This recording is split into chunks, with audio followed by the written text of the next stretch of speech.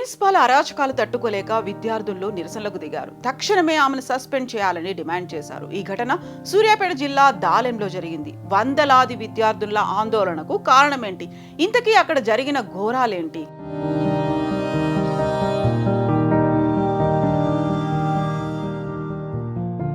సాంఘిక సంక్షేమ గురుకుల డిగ్రీ కళాశాల విద్యార్థులు రోడ్డెక్కారు. దీంతో కాలేజ్ వద్ద ఉద్రిక్త పరిస్థితులు నెలకొన్నాయి. ప్రిన్సిపాల్ శైలజతో పాటు తమ కేర్ టేకర్ రాత్రి వేళల్లో అసాంఘిక కార్యకలాపాలకు పాల్పడుతున్నారని విద్యార్థులు ఆరోపిస్తున్నారు.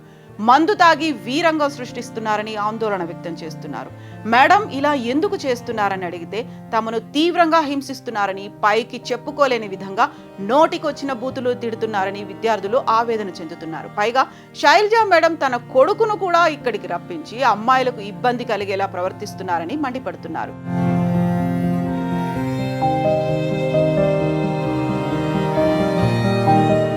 విద్యార్థుల ఆందోళనతో ఉన్నతాధికారులు అక్కడికి చేరుకున్నారు. హాస్టల్లో మందు తాగుతూ ఆమె చేస్తున్న అరాచకాలను విద్యార్థులు వివరించారు. ప్రిన్సిపల్ తాగిన బీరు సీసాలను అధికారులకు చూపించారు.